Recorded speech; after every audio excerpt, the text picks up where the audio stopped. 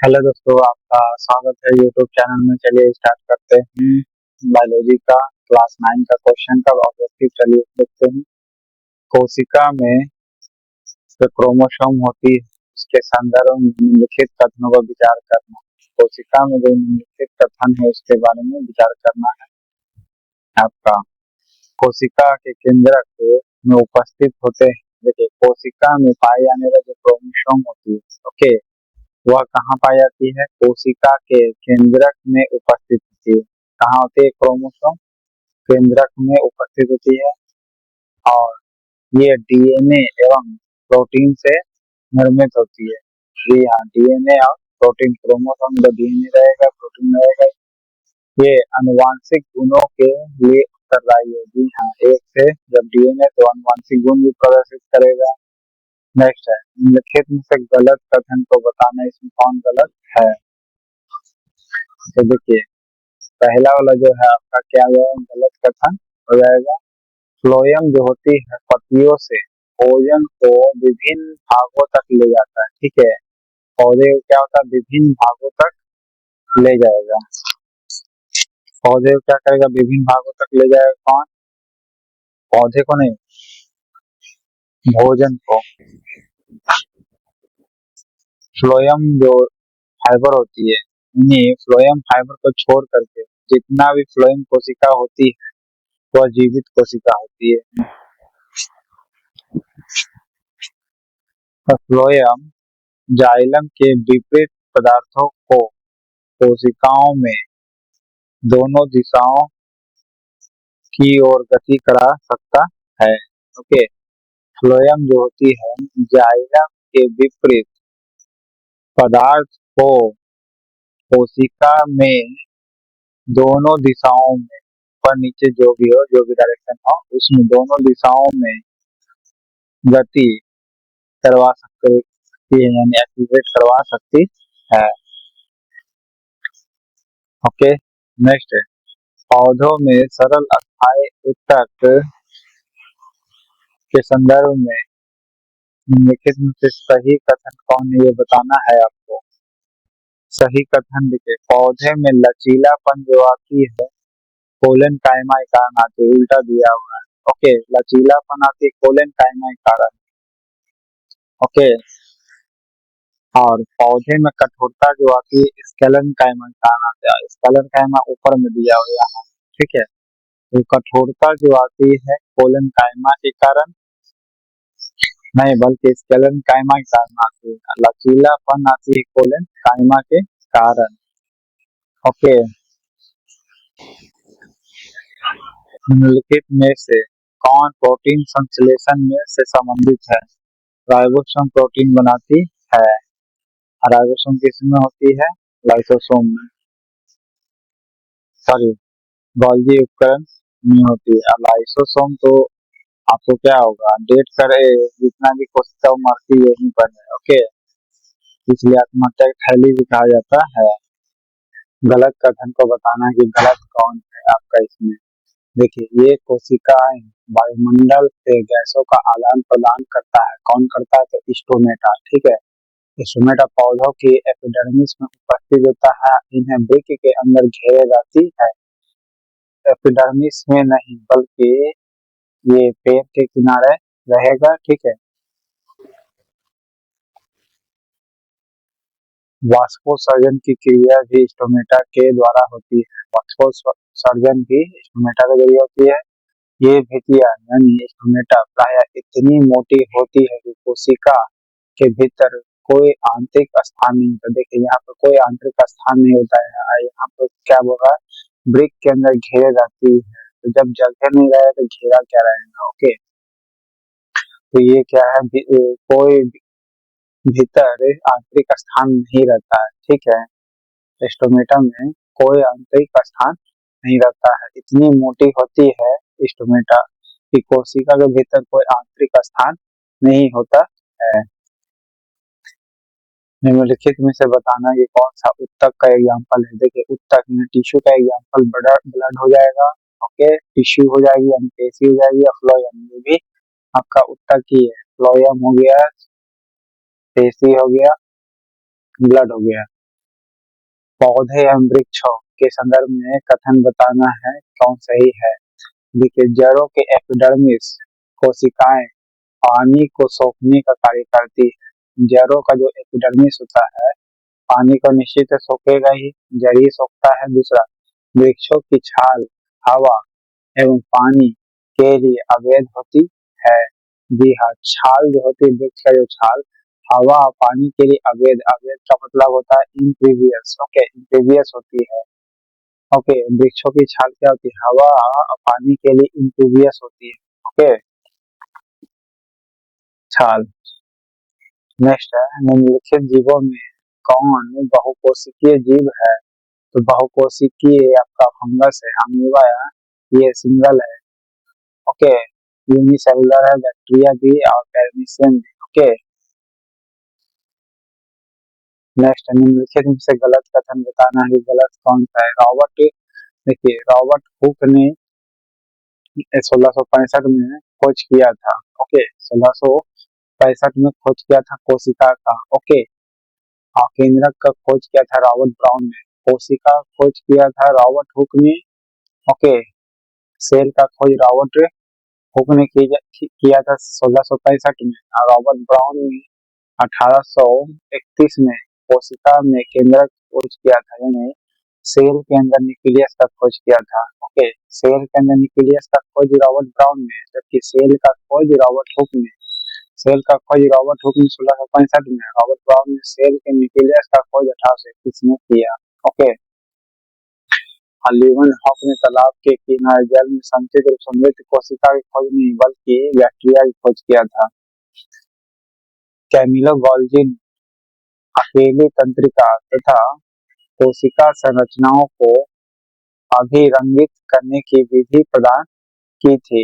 Okay, Camillo Golgi ने क्या किया था, जो अकेली तंत्रिका है तथा कोशिका के जो संरचनाएं उसको अभिरंगित करने की विधि प्रदान किया था। ओके, अभिरंगित करने का विधि मतलब क्या क्या होता है। नेक्स्ट है, लाइसोसोम के संदर्भ में निम्नलिखित कथनों पर विचार करना है। लाइसोसोम क्या है। देखिए, यह कोशिका का अपशिष्ट निपटान करता है। जी हाँ, क्योंकि इसमें स्ट्रॉन्ग क्या होता है, एंजाइम होती है। ओके, पाचक एंजाइम होती है, साथ ही इसे कोशिका की आत्मघाती थैली भी कहते हैं लाइसोसोम को। इसमें से आपको ये बताना। तो देखिए, जे प्रोकेंजन 1939 में कोशिका में स्थित तरल जैविक पदार्थों को जीव द्रव्य नाम दिया था। देखिए, जीव द्रव्य का मतलब प्रोटोप्लाज्म होता है। ओके, और नाम तो सही बात है कि प्रोकेंजन ने दिया था। ओके, लेकिन कब दिया था ये आप कमेंट बॉक्स में बताइएगा। ओके, फिर है जीव द्रव्य की खोज डुजार्डिन ने किया था। बिल्कुल हाँ, किसने किया था, डुजार्डिन ने खोज किया था जीव द्रव्य का। ओके, और दो जीव वैज्ञानिक थे जो एम स्लेडन तथा टी स्वान ने कोशिका का सिद्धांत, ओके, सेल थ्योरी दिया था। ओके, डुजार्डिन ने जीव द्रव्य की खोज की थी। ओके, जबकि नामकरण प्रोकेंजन ने दिया था। और सेल थ्योरी यानी कोशिका सिद्धांत किसने दिया था, तो स्वीडन और टी स्वान ने दिया था।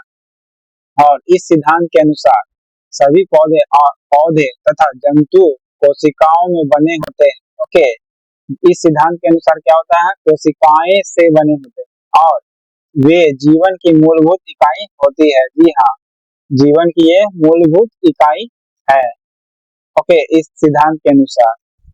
ओके, कोशिका सिद्धांत स्वीडन एंड स्वान ने दिया था, लेकिन इसी सिद्धांत के अनुसार क्या बोला था कि पौधा में भी और जंतु में भी जो कोशिका होती है, कोशिकाएं से बनी होती है। ओके, और ये जीवन की मूलभूत इकाई है। ओके, कोशिकाओं में झिल्ली की सार्थकता वायरस के उदाहरण से स्पष्ट कर सकते हैं। ओके, कोशिकाओं में झिल्ली की सार्थकता वायरस के उदाहरण से स्पष्ट कर सकते हैं क्या, कि वायरस किसी प्रकार की झिल्ली नहीं होती। बिल्कुल हाँ, उसमें कोई झिल्ली नहीं होती और इसलिए इसमें जीवन के गुण तब तक लक्षित नहीं होते हैं जब तक कि यह किसी सजीव के शरीर में घुस न जाए, यानी प्रविष्ट न कर दिया जाए, और यह कोशिका की मशीनरी का उपयोग कर अपना बहुगुण नहीं कर लेता है। ओके, आप जब तक ये वायरस अंदर नहीं घुसती तब तक ये अपना क्या था, रूप नहीं बदलता है। ओके, आप अपरिचित वाला जो हीरो है उसमें उसका एक फिल्म है, क्या करता है डॉक्टर, एक गलत सुई लगा देता है। ओके, काफी वो सुंदर होता है, मॉडल होता है, तो वो काफी सुंदर होता है देखने में, लेकिन उसकी सुंदरता के कारण कोई लोग जलने लगता है तो वो सुई दे देता है। तो यही वायरस के कारण है। ओके, जब तक वो घुस ना जाए तब तक अपना रूप नहीं बदलता है। नेक्स्ट, विभिन्न पादप उत्तकों के संदर्भ में निम्नलिखित कथनों पर विचार करना है। ओके, जो भी प्लांट उत्तक होता है उसके कथन में बताना है कि कौन सही है आपका।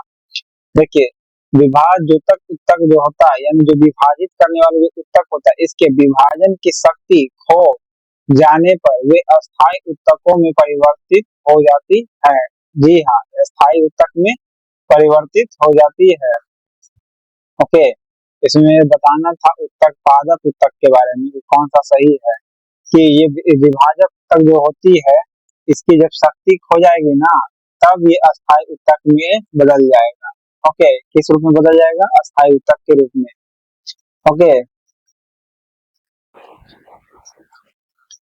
फिर नेक्स्ट है, निम्नलिखित उत्तकों में से कौन से जंतु उत्तकों के प्रकार है, यानी जंतु उत्तक कौन कौन हो सकता है।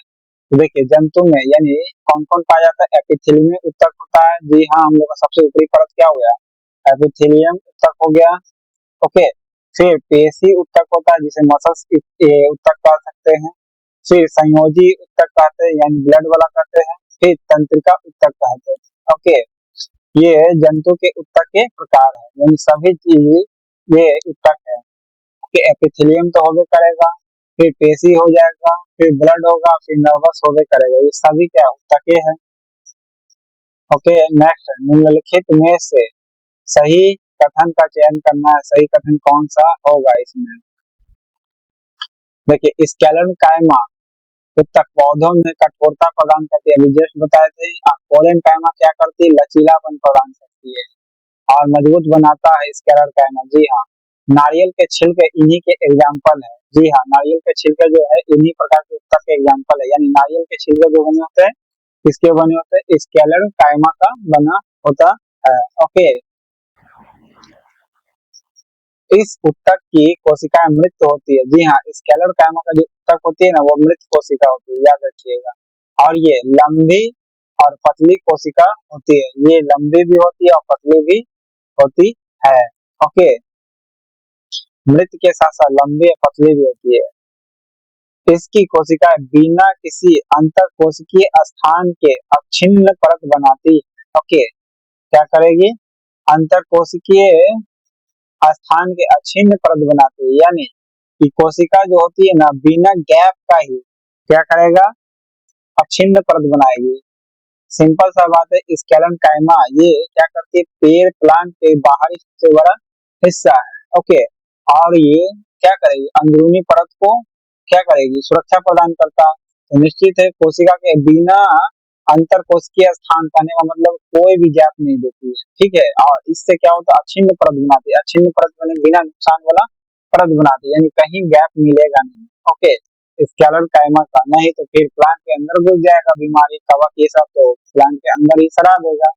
ओके, तो इस प्रकार इसका था। नेक्स्ट है, निम्नलिखित में से गलत कथन को बताना है, गलत क्या है। देखिए, जंतु के जो शरीर ढकने या बाह्य रक्षा प्रदान करने वाले उत्तक जो होते हैं एपिथेलियमी उत्तक कहलाते हैं। जी हाँ, अभी हम लोग पढ़ेंगे एपिथेलियमी टिश्यू कहलाती है। जी हाँ, नेक्स्ट है, आकृति और कार्य के आधार पर एपिथेलियमी उत्तक को सल की, घनाकार आदि श्रेणियों में वर्गीकृत किया जाता है। बिल्कुल हाँ, देखिए घनाकार, आप समझ रहे हैं कि टिश्यू है, तो टिश्यू किसी भी हार्ड सब्सटेंस को किससे नापते हैं, यूनिट क्या होता है, घन होता है, क्यूब होता है। तो क्यूब से आप याद रखना कि क्यूब होगा। दूसरा, सल्की बोल रहा, सल्की मतलब तैलीय होता है। तो ऐसे भी याद रखना है कि सही तेल छुटते रहता है, देखते ही चमकने लगता है कुछ देर, अगर साफ नहीं करिए पोछिएगा नहीं तो सल्की भी होती है। जी हाँ, एपिथेलियम ऊतक ऐसे याद कर सकते हैं कि एपिथेलियम ऊतक का कार्य, आधार जो होती है एपिथेलियम का ऊतक की सल्की बनाती है। जी हाँ, सल्की भी होगा, घनाकार भी होती है। ओके, याद रखिएगा। फिर संयोजी ऊतक जो होती है जिसे ब्लड कहते हैं, कि कोशिकाएं आपस में जुड़ी रहती है। जी हाँ, ब्लड अगर बिना समझ रहे गैप हो जाएगा तो आदमी मर गया। तो सब आपस में जुड़े होते हैं, संयोजित जो भी ऊतक होती है उसकी कोशिकाएं आपस में जुड़ी रहती है। और अंतर कोशिकीय अधात्री में धंसी होती है। ओके, अंतर कोशिकीय अधात्री में धंसी होती है, यानी जितना भी गैप होती है उसमें भी घुसा रहता है। ओके, निश्चित है संयोजी ऊतक हो जाए यानी ब्लड हर एक हिस्सा में भी घुसा होता है, ऐसे आप समझ सकते हैं। फिर है हमारे शरीर में विद्यमान संयोजी ऊतक का एक प्रकार है नहीं। नेक्स्ट है रसधानियों के संदर्भ में बताना है कि कौन सा कथन सही है, ये बताना है। देखिए, जंतु कोशिकाओं में ये छोटी होती है रसधानी, जी हाँ, और जबकि पादप कोशिकाओं में ये बहुत बड़ी होती है। ओके, पादप कोशिका में जो रसधानी जिसे वैक्यूलस कहते हैं, वैक्यूलस, ओके, रसधानी को वैक्यूलस कहते हैं। तो जो वैक्यूलस होती है जंतु कोशिका में छोटी होगी और पादप कोशिका में बड़ी होती है। इसको आप वैक्यूलस को कैसे याद करना, देखिए जंतु जो होती है यानी जानवर जो होती है छोटी होती है, प्लांट लंबी लंबी होती है। ओके, ऐसे याद कर सकते हैं, एक ट्रिक से। जंतु छोटी छोटी होती है, पादप लंबी होती है, तो वैक्यूलस क्या होता है, पादप में लंबी होगी, जंतु में छोटी होगी। ओके, नेक्स्ट है निम्नलिखित में से गलत कथन को बताना है, गलत कौन सा है। देखिए, पहला वाला तो गलत है, इनमें अधिकतर कोशिकाएं कुछ ही प्रकार के कार्य करने में सक्षम होती है। किसके, एक कोशिकीय जीवों में जो लाखों कोशिकाएं होती है। जी नहीं, देखिए यहाँ पहले बोल दिया एक कोशिकीय, जब एक कोशिकीय तो लाखों कोशिका काहे बोलेगा भाई, यहीं पर गलत हो गया।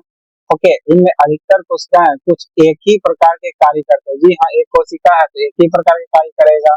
ओके, जैसे प्रोकैरियोटिक का एग्जांपल देख सकते हैं, एक प्रकार का काम करेगा।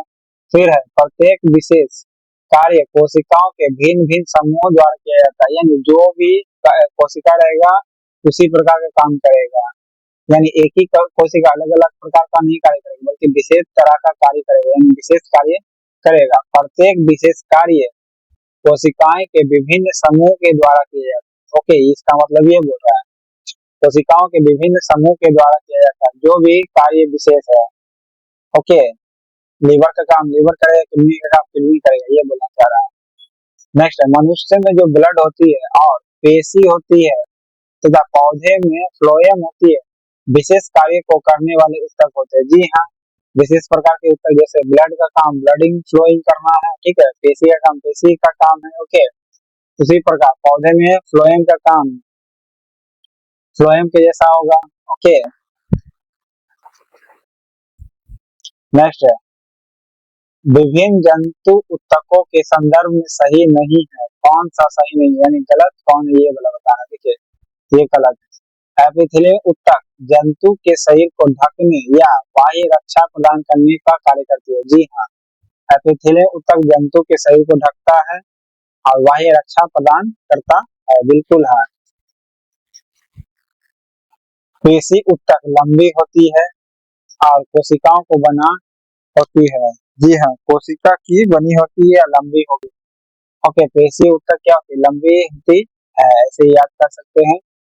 तंत्रिका ऊतक जो होती है न्यूरॉन का बना होता है। ओके, तंत्रिका ऊतक जो होती है किसका बना होता है, न्यूरॉन का बना होता है, बिल्कुल सही है। फिर नेक्स्ट है कोशिका के कार्यों के संदर्भ में विचार करना है कि कौन सही है।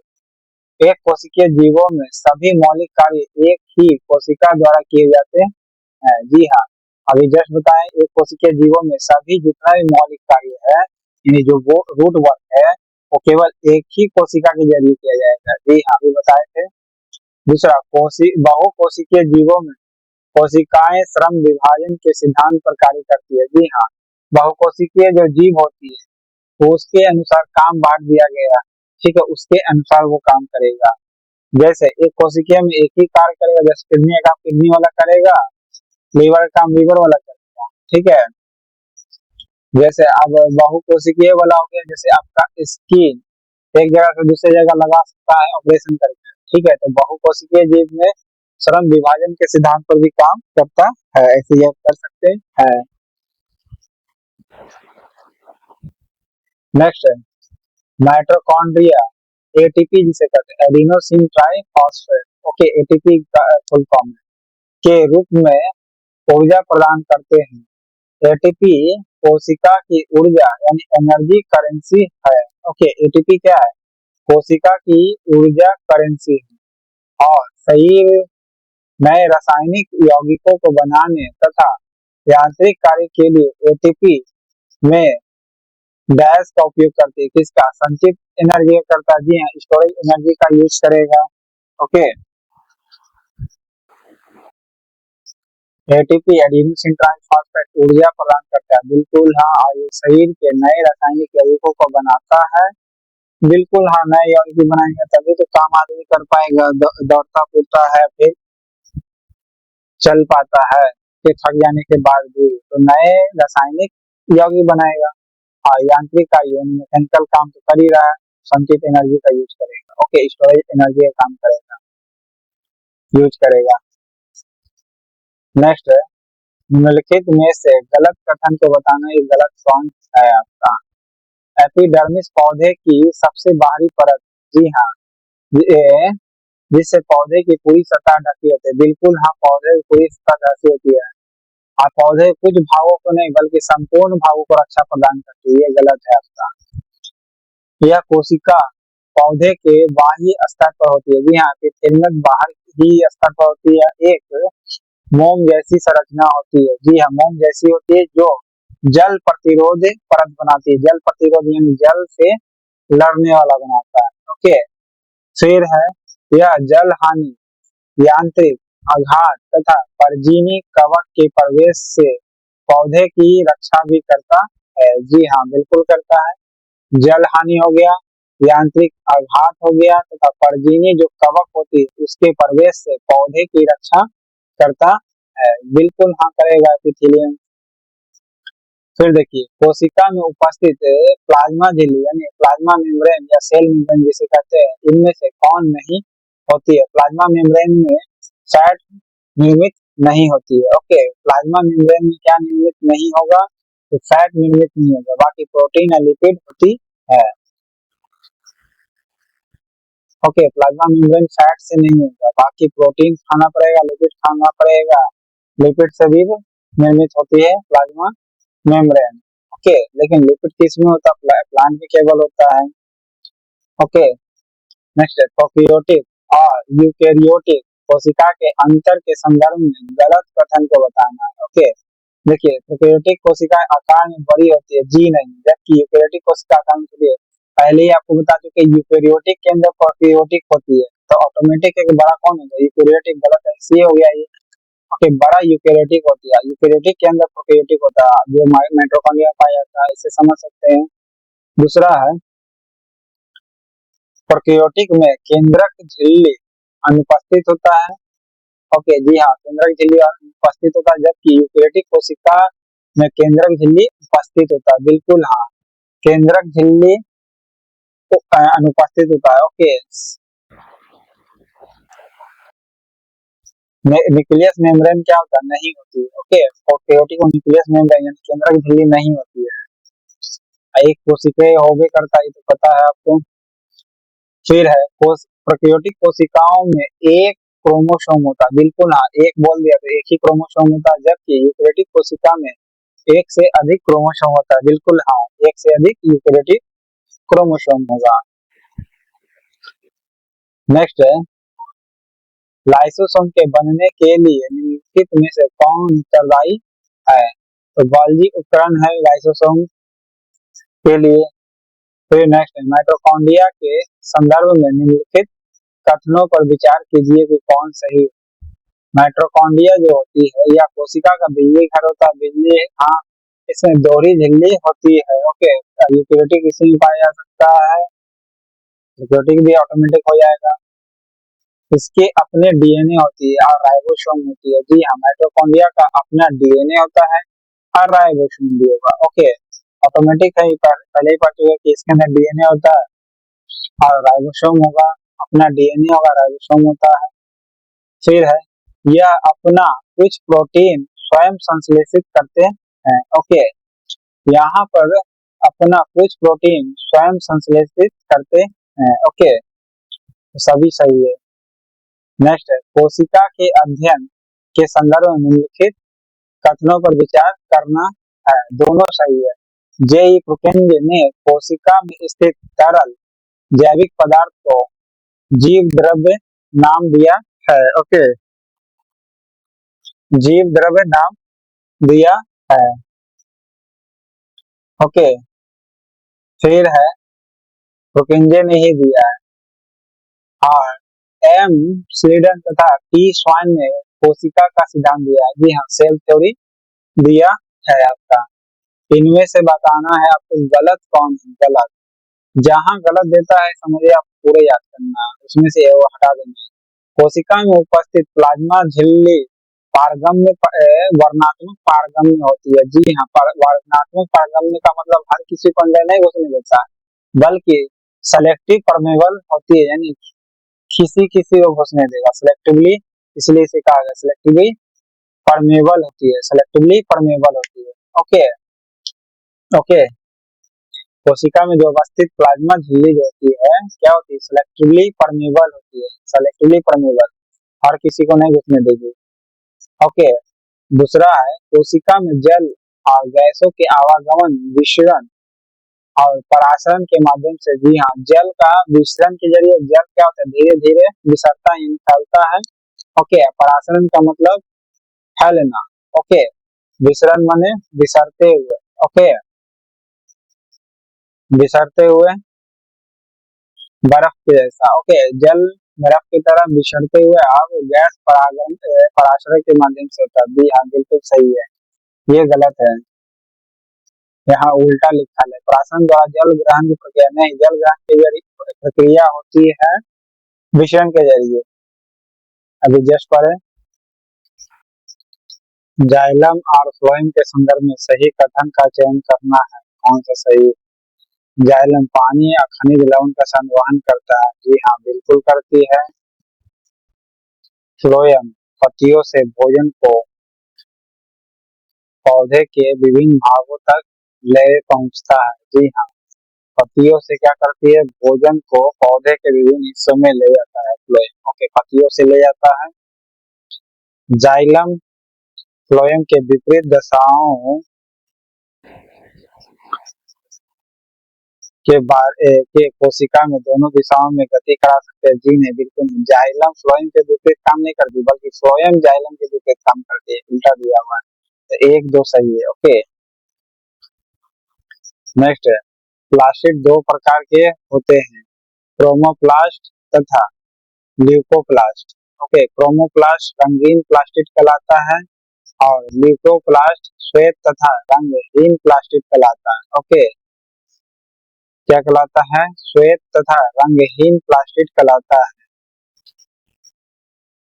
प्लास्टिड केवल पादप कोशिकाओं में ही उपस्थित होते हैं। ओके, प्लास्टिड किसमें होते हैं,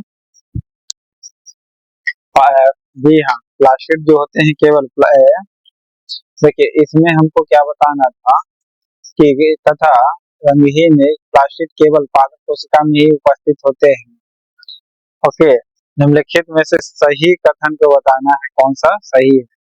देखिए, क्रोमोप्लास्ट जो होती है रंगीन प्लास्टिड होती है, और ल्यूकोप्लास्ट ऐसे भी ल्यूकेमिया वगैरह श्वेत रहेगा, तो आसानी से याद रहेगा। ल्यूकोप्लास्ट श्वेत जो होता है ऐसे याद कर सकते हैं। ठीक है, तो जिस प्लास्टिड में क्लोरोफिल वर्णक होता है उसे क्लोरोप्लास्ट कहते हैं। जी हाँ, क्लोरोफिल वर्णक जिस जो भी रहेगा, ओके, यानी क्लोरोफिल पिगमेंट जिसे कहा जाता है। ओके, वर्णक को पिगमेंट कहा जाता है। ओके, ये क्लोरोप्लास्ट कहलाता है। ओके, क्लोरोप्लास्ट कहते हैं। क्लोरोप्लास्ट में क्लोरोफिल के अतिरिक्त विभिन्न पीले अथवा नारंगी रंग के वर्णक होते हैं। जी हाँ, क्या होते हैं? नारंगी। क्लोरोप्लास्ट में क्लोरोफिल के अतिरिक्त विभिन्न पीले, देखिए क्लोरोफिल के अतिरिक्त बोल रहा है कि अतिरिक्त विभिन्न पीले अथवा नारंगी रंग के वर्णक भी होते हैं। जी हाँ, बिल्कुल होते हैं। ओके, देखें क्लोरोप्लास्ट जो होते हैं रंगीन भी, पीला पत्ती भी मिलता है, नारंगी रंग का भी पत्ता मिलता है, तो ऑटोमेटिक है कि पत्ता में रहेगा। फिर माइटोकॉन्ड्रिया की तरह प्लास्टिड में भी अपना डीएनए और राइबोसोम होता है। जी हाँ, माइटोकॉन्ड्रिया में डीएनए और राइबोसोम तो होता ही है, साथ ही प्लास्टिड में भी डीएनए और राइबोसोम होगी। ओके, डीएनए और राइबोसोम होगी। ओके,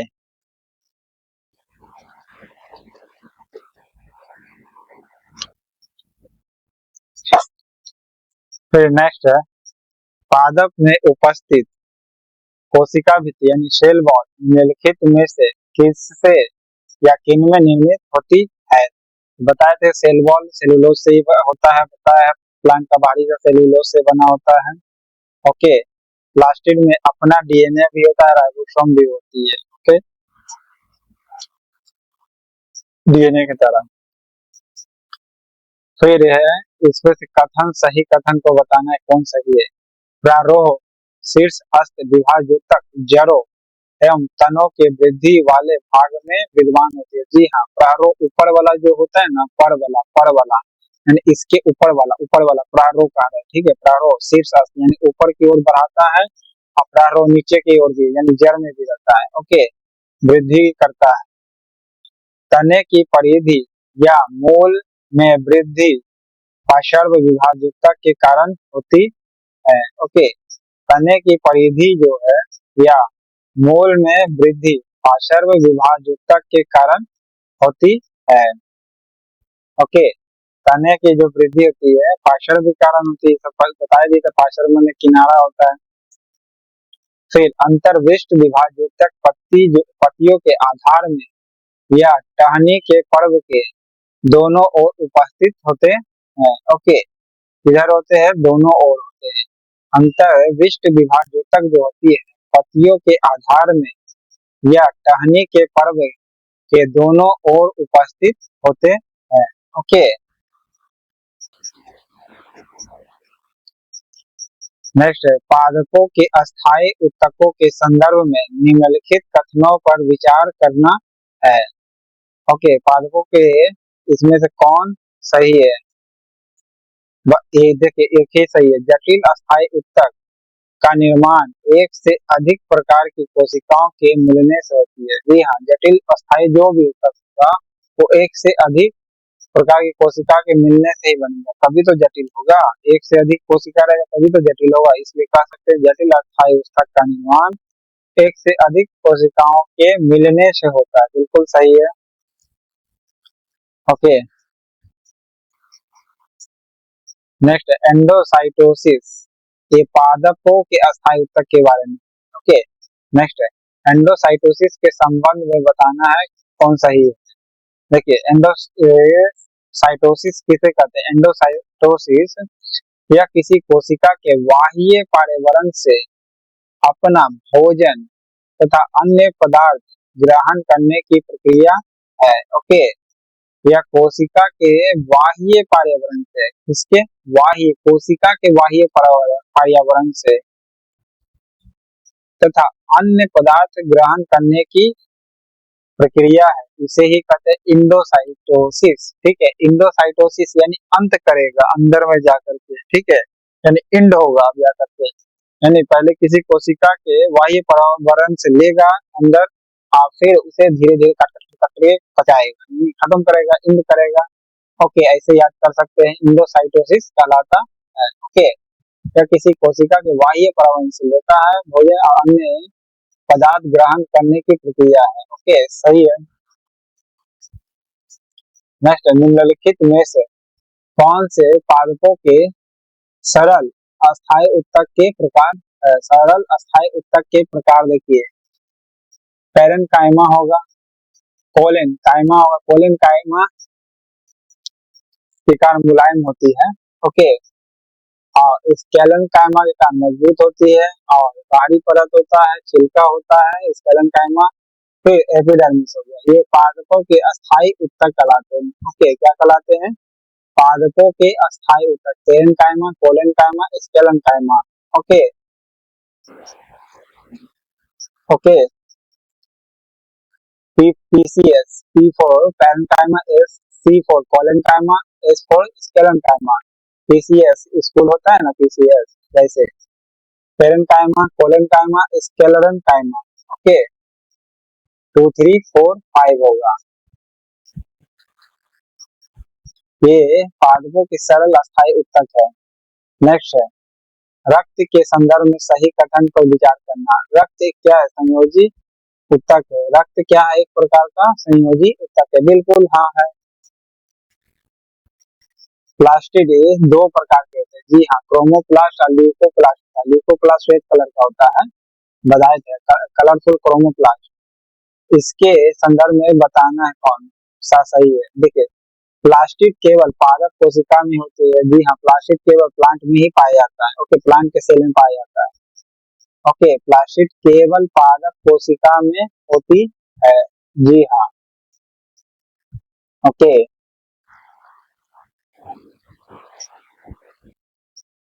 प्लास्टिड में अपना राइबोसोम होता है। बिल्कुल हाँ, इतना तक सही है। डीएनए भी होता है, परंतु डीएनए अनुपस्थित होता है। नहीं, गलत, उपस्थित होता है। ये गलत हो गया, अभी जस्ट बताए थे। पीसीएस से क्रोमोप्लास्ट, पीसीएस पैरेन्काइमा, सी फोर कोलेनकाइमा, एस फोर स्केलेनकाइमा, तीनों अस्थायी उत्तक है।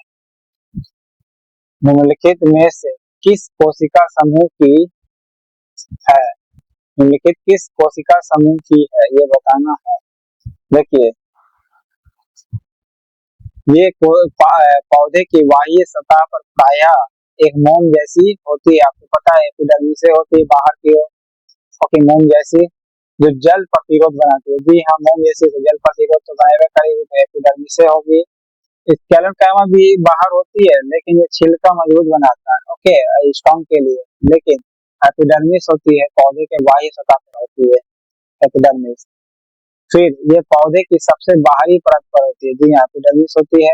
यह पौधे के सभी भागों की रक्षा करता है। जी हाँ, बिल्कुल सभी डायरेक्शन में होते हैं एपिडर्मिस।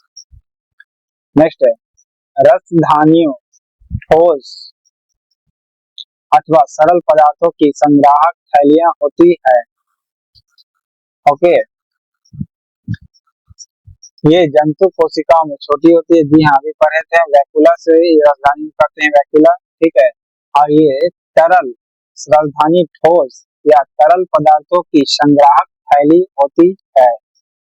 ओके, संग्राहक थैली होती है, जबकि ये जंतु कोशिकाओं में छोटी होती है। जंतु कोशिका में क्या होती है? राजधानी छोटी होती है, जबकि पादप कोशिकाएं बहुत बड़ी होती है। जी हाँ, राजधानी बड़ी होती है पादप कोशिकाएं, जस्ट पढ़े थे। इनमें से कथन सही बताना है कौन? पादप कोशिकाओं की राजधानियां कोशिका द्रव्य भरा होता है। जी हाँ, राजधानियों में कोशिका द्रव्य भरा होता है, इसलिए तो रस डाल के पीते हैं प्लांट वाला में। तो पादप कोशिका ऑटोमेटिक कोशिका ही प्लांट का क्या होता है? कुछ आता है, फिर कोशिका द्रव्य निकलता है, यानी जूस पीते हैं। ठीक है, इसे समझ सकते हैं याद करने के लिए।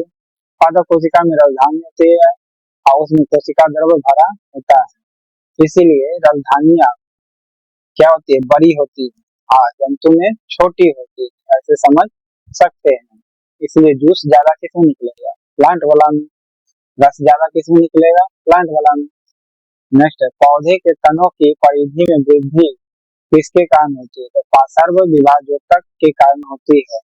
तो लेटरल मेरिस्टमस अथवा कैम्बियम भी कहते हैं। ओके, लेटरल मेरिस्टमस भी कहते हैं या कैम्बियम कहते हैं, जिसके कारण यानी पासा व बाहरी परत को कहते हैं। और शीर्ष अस्त विभाजोतक के कारण लंबाई बढ़ेगी और जड़ भी बढ़ेगी। ओके, अंतर्विष्ट तो स्पेस कहलाता है, इंटर कैलोरी मेरिस्टमस कहलाता है। नेक्स्ट, स्टोमेटा के संदर्भ में बताना कौन सही है। स्टोमेटा जो है ये रक्षी कोशिकाओं से घिरे होते हैं। देखिए हाँ, ये रक्षी कोशिकाओं से घिरे होते हैं। स्टोमेटा जो होती है बिल्कुल हाँ रक्षी कोशिकाओं से घिरा होता है। ओके, रक्षी कोशिका कहलाती है स्टोमेटा। किडनी की तरह बताया था डिजाइन।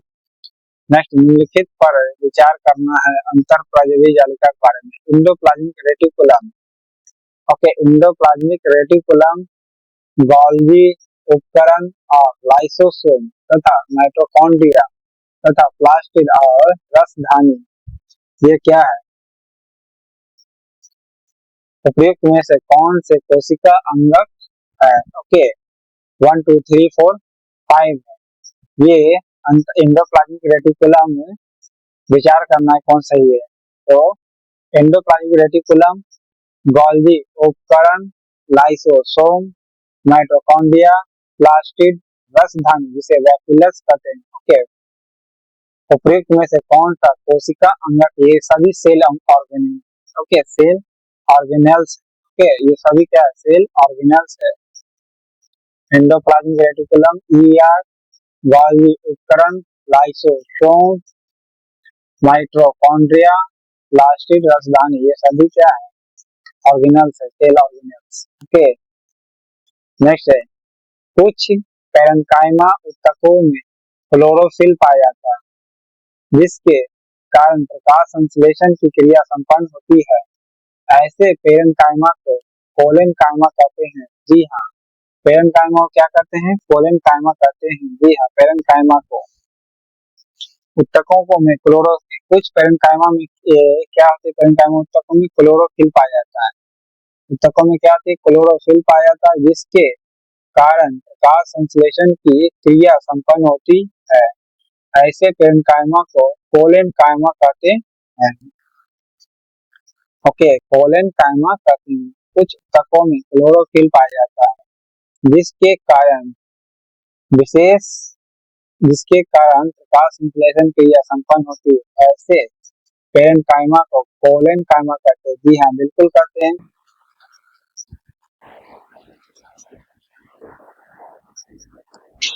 पैरेन्काइमा में क्या पाया? क्लोरोफिल पाया जाता है। हाँ, क्लोरोफिल जहाँ होगा आपको पता है प्रकाश संश्लेषण करेगा ही करेगा। तब ऐसे पैरेन्काइमा क्या कहा जाएंगे? अब जो प्रकाश संश्लेषण करेगा उसे कोलेनकाइमा कह दिया गया है। ठीक है, क्लोरोफिल से कोलेनकाइमा याद करना, क्लोरोफिल से कोलेनकाइमा इसीलिए नाम पड़ा क्योंकि क्लोरोफिल है, प्रकाश संश्लेषण क्लोरोफिल ही करता है। बिल्कुल सही है। क्लोरोफिल होने के कारण क्या कहते हैं? कोलेनकाइमा। क्लोरोफिल होने के कारण क्या कहेंगे इसे? कोलेनकाइमा। का देख रहे हैं, क्लोरो क्लोरो दोनों में है, क्लोरोफिल क्लोरोकाइमा दोनों में है। ओके, दूसरा, पैरेन्काइमा के कोशिका के मध्य हवा की बड़ी गुहाएं होती है जो पौधे को तैरने के लिए प्लवन बल प्रदान करती है। ओके, कौन सा? जी हाँ, पैरेन्काइमा एयर लेकर के ही तैरेगा, तो बता चुके हैं। मध्य हवा की बड़ी बड़ी गुहाएं होती है, ओके, जो पौधे को तैरने के लिए खुद प्लवन बल प्रदान करती है। बिल्कुल सही है। फिर पैरेन्काइमा के संदर्भ में बताना है सही कौन सी है। पैरेन्काइमा उत्तक भोजन का भंडारण करते हैं। जी हाँ, पैरेन्काइमा जो उत्तक होती है ये क्या करती है? भोजन का भंडारण करते हैं। ओके, क्या करती है? भोजन का भंडारण करता है। ओके, पैरेन्काइमा क्या करती है? पौधे को तैरने के सहायक देती है। हाँ, और पैरेन्काइमा में प्रकाश संश्लेषण होता है क्योंकि क्लोरोफिल उसमें पाया जाता है ना। नेक्स्ट है, माइटोकॉन्ड्रिया में दोहरी झिल्ली होती है। माइटोकॉन्ड्रिया में क्या होती है? दोहरी झिल्ली। पहले याद रखना, दोहरी झिल्ली होती है माइटोकॉन्ड्रिया में। बाहरी झिल्ली छिद्रित होती है। बाहरी झिल्ली कैसी होती है? छिद्रित होती है, यानी छेदनुमा होगा। तथा भीतरी झिल्ली बहुत अधिक वलित होती है, बहुत अधिक यानी घुमावदार होता है। इसे मोटा भी कह सकते हैं। माइटोकॉन्ड्रिया बहुत अद्भुत अंगक है। ओके, अद्भुत अंगक का मतलब एक यूनिक बॉडी है क्योंकि इसमें उसका अपना डीएनए होता है, राइबोसोम होता है। बिल्कुल हाँ, होता है। ओके, माइटोकॉन्ड्रिया अपना कुछ प्रोटीन स्वयं बनाते हैं, बिल्कुल हाँ, माइटोकॉन्ड्रिया क्या करती है, स्वयं अपना प्रोटीन बनाता है। ओके, इसीलिए अपना डीएनए राइबोसोम होता है। ओके, इसीलिए अपना डीएनए राइबोसोम होती है, इसमें दोहरी झिल्ली होती है। देख रहे इसमें प्रोटीन डीएनए राइबोसोम दो हो गया, डीएनए और राइबोसोम दो गिन रहे, पहला डीएनए दूसरा राइबोसोम, तो दोहरी झिल्ली से ऐसे याद कर सकते हैं। ओके, तो इस प्रकार 45 क्वेश्चन था आपका। ओके, एनसीईआरटी का चैनल पसंद आए तो लाइक करिएगा, सब्सक्राइब करिएगा बायोलॉजी का। Thank you.